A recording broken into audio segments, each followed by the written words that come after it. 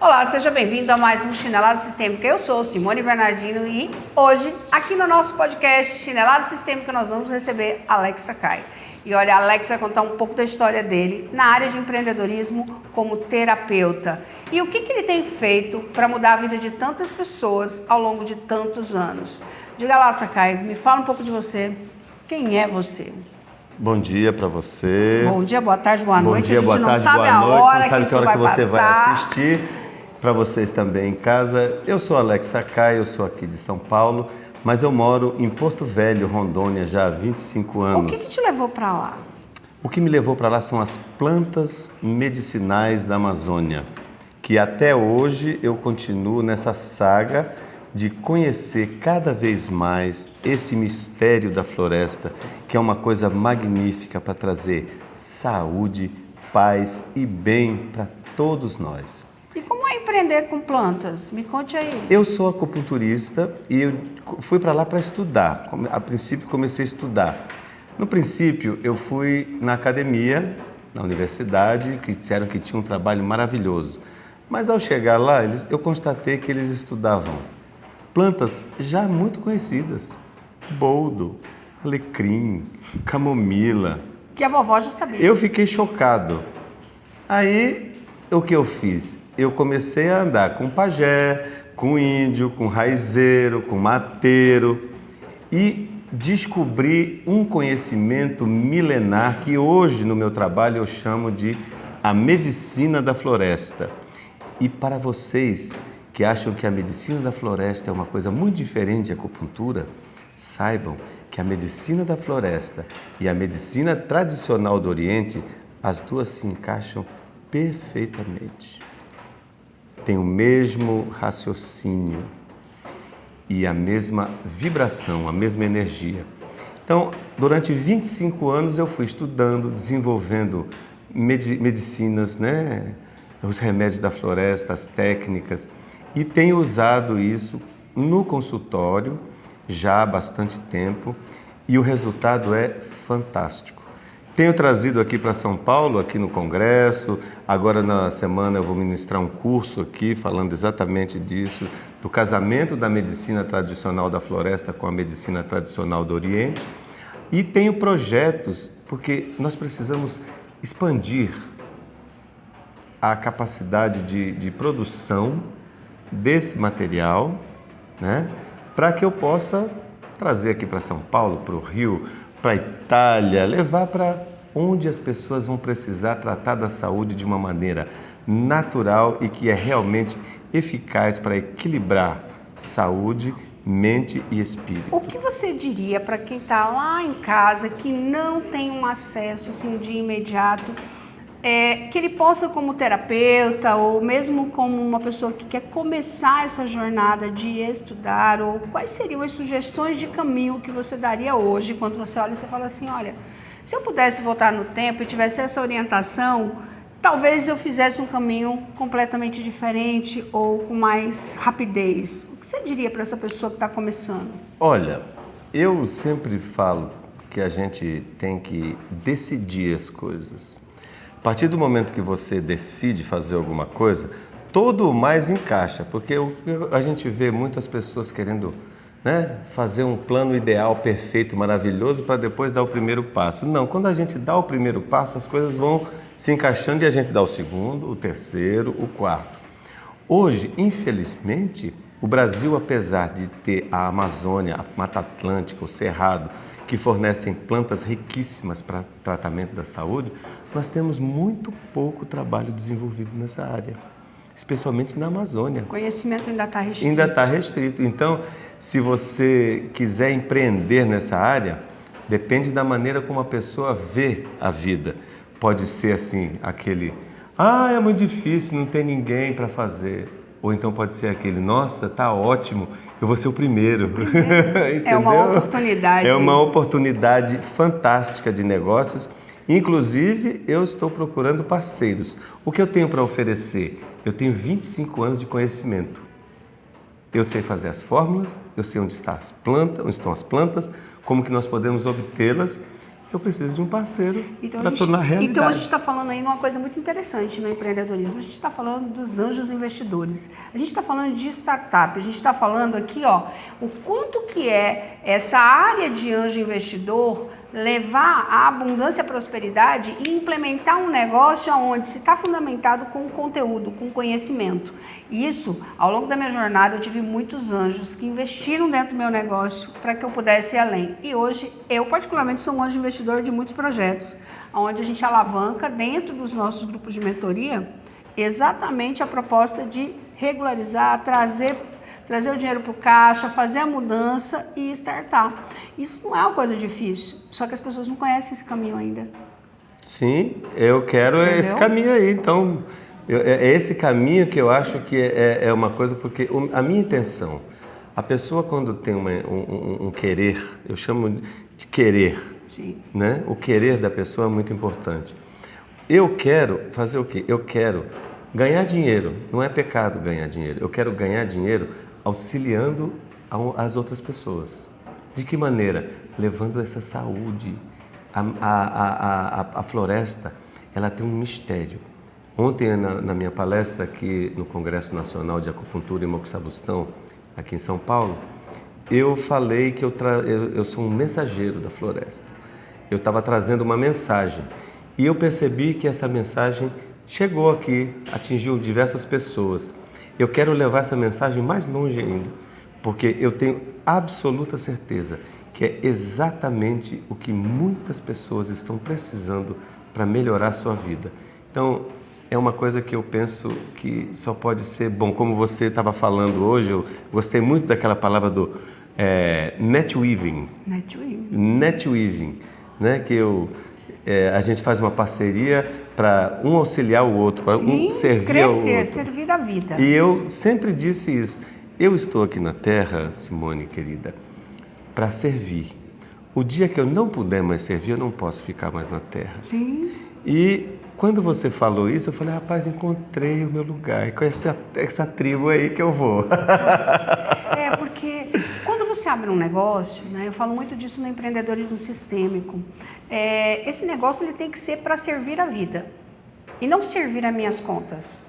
E não apenas servir para pagar a minha água, a minha luz, meu aluguel, meus boletos e me levar para viajar. Não, ela tem que servir para beneficiar vidas, impulsionar a vida e ir para um movimento a mais. É lógico que quando você toma uma decisão para um movimento de mais, você tem uma questão, você tem mais trabalho, você tem mais um monte de coisa. Tem mais dinheiro? Sim, vai haver dinheiro porque teve um movimento, mas você vai ter que colocar energia nisso.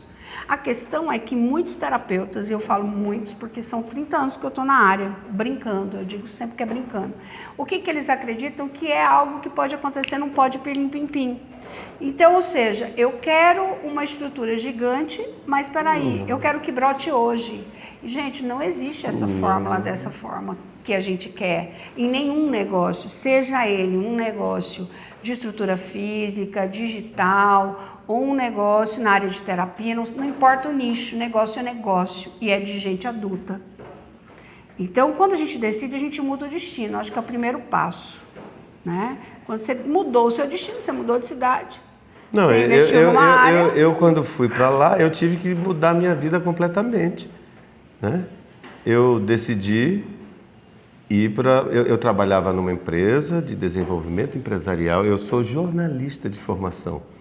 Eu trabalhava numa empresa de desenvolvimento empresarial, o dono, muito visionário, ele me contratou para ensinar os advogados deles a redigirem as petições, de forma que fosse usada uma linguagem de convencimento do juiz, e não a linguagem juridiquês. Ele não queria aquilo, porque ele trabalhava com direito tributário. Ele queria, na primeira frase, já dissesse o que é que queria para o juiz resolver logo. Aí eu criei toda uma coisa e eu estava inserido ali. Eu joguei tudo para o alto, certo? Eu morava num apartamento de frente para o mar. Eu fui lá para a floresta para trabalhar na TV e ganhar R$700 por mês. Eu ganhava $5.000 mais as comissões. E eu fui, passaram-se 25 anos, então essa história que você fala que a coisa começa devagarzinho, eu conheço bem. Eu tive que ir cavando, aí eu trabalhava 5 horas na TV, tinha o meu consultório, depois eu fui saindo da TV, fiquei só com o consultório, aí eu arrumei um parceiro, hoje nós temos uma clínica de fisioterapia, pilates, LPF, acupuntura, osteopatia, mas eu estou num momento da minha vida que esses 25 anos que eu dediquei ao estudo da medicina da floresta, está na hora agora dela transbordar, chegar no lugar que ela precisa. E eu quero ser esse instrumento. Sim. É isso. Que é esse mensageiro aí, né? Porque eu falo sempre assim, ó. A abundância e a prosperidade está nesse transbordar, nessa entrega. Né? Não adianta a gente acumular e não entregar isso. Isso é escassez, isso não é prosperidade. Né? Quando virou o Covid, um dia uma secretária chegou em casa e eu estava numa sala gigante com um monte de livros e apostila e eu olhava para a porta e ela falou assim, o que houve? Eu falei assim, bom, se não fosse você e fosse o Covid entrar aqui agora, isso seria meu último momento. Quantas pessoas receberam o benefício de tudo isso que eu li, de tudo isso que eu estudei, dos livros que eu não tirei ainda do meu computador para lançar? E eu disse, eu preciso agir, o que é que eu vou fazer de diferente que eu não estou fazendo ainda? E aí foi a hora que eu fui para a rede social, fui pegar os projetos que eu tinha de digital, que eu não estava colocando, mas eu já tinha estudado marketing digital em 2011.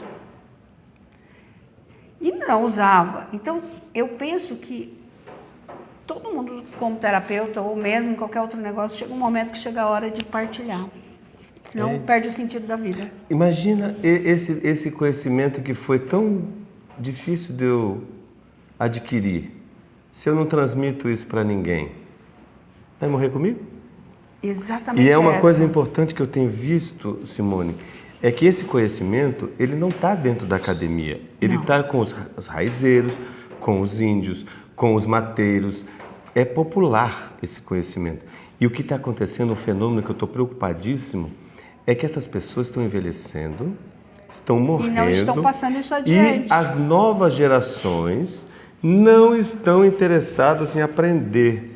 Agora, sabe uma coisa interessante? Nessa minha viagem para o Egito agora, eu fui visitar uma parte que são os aromas, que o Egito é muito forte em aromaterapia, e na parte das tapeçarias.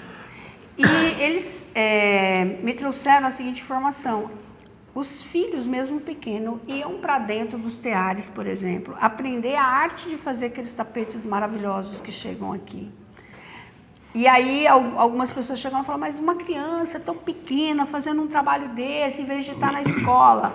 E eles disseram, não, primeiro nós ensinamos o que é a origem, ele vai para a escola no outro período, mas ele aprende que isso aqui não pode parar aqui nessa geração.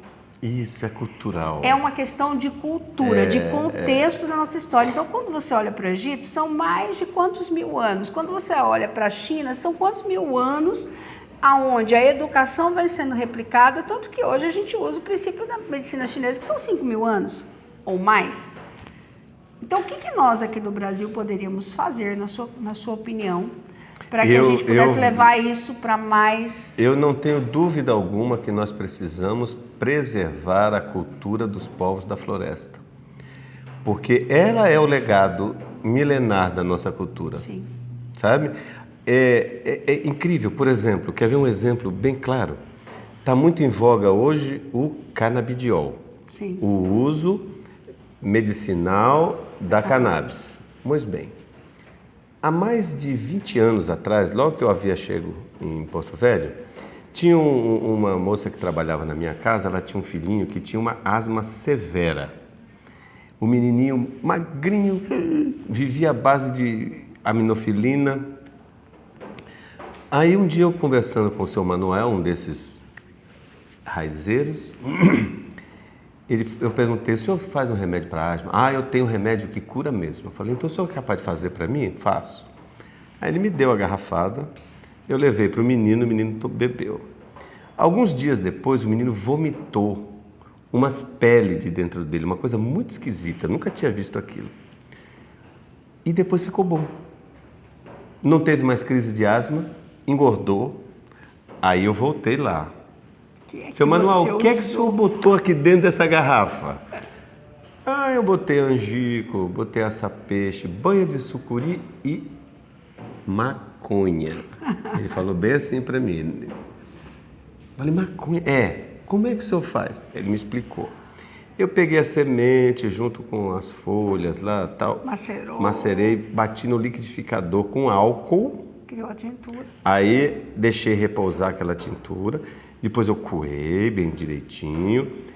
Pus no banho-maria, evaporei o álcool. Ficou só o extrato seco. Misturei com a banha de sucuri e botei na garrafada para ele tomar. Gente, anos depois passaram, né? Eu comecei a estudar agora bastante a respeito do canabidiol, que eu dei para minha mãe, foi magnífico, uma coisa muito boa. Vou indicar até para minha prima que está precisando, né? Aí eu fui estudar como é que eles fabricam aquilo, eu fui ver uma associação, como é que é feito. Sabe como é feito? Exatamente da mesma maneira que o seu Manuel fazia lá atrás. E ele aprendeu isso dos ancestrais dele. Que é honrar essa ancestralidade. Entendeu? Que a gente não olha para ela. O que tem hoje mais moderno, né? É o antigo. É o antigo. Ele já sabia que aquilo era eficiente, ele sabia como fazer, porque hoje eles fazem a mesma coisa, só que com aparelhos, né? Faz a tintura, aí depois evapora no retroevaporador e eles usam base de óleos vegetais, óleo de coco principalmente, para fazer exatamente como o velhinho lá fazia. Então você veja que esse conhecimento além de ser valoroso do ponto de vista da saúde mental, física das pessoas, é valoroso também no sentido de valor financeiro. Sim. É um conteúdo de valor e nós estamos perdendo. Precisamos fazer com que esse conhecimento se torne preservado, transmissível de geração em geração, para que se torne sustentável. Em todos os sentidos, não apenas no financeiro, óbvio. Porque a sustentabilidade ela está exatamente na hora que a gente faz isso de uma forma muito sistêmica, que ela englobe outras áreas e todo mundo se beneficie. Às vezes a gente acha que a sustentabilidade é uma coisa só de preservação, né? Ela é de expansão, ela é de crescimento. Deixa aí, como é que a gente encontra você e as considerações finais? Olha, eu sou muito feliz de ter reencontrado você aqui. Estou contente de ver assim todo o conteúdo que você transmitiu. Essa família aqui que eu faço parte, ser discípulo do VU, é uma coisa que só me traz alegria, desenvolvimento, e eu quero levar esse desenvolvimento para todas as pessoas que eu puder no mundo. E onde as pessoas acham você em rede social? Eu sou de Porto Velho. Qual a sua rede social? Eu tenho um Instagram, oterapeuta.oriental, e o meu e-mail é sakaialex@gmail.com, e o meu WhatsApp é 699-9967-8689. Eu desejo a todos saúde, paz e bem. Esse foi mais um do nosso podcast Chinelada Sistêmica. Segue aí para mais informações e principalmente para os próximos episódios. Vem comigo, vem!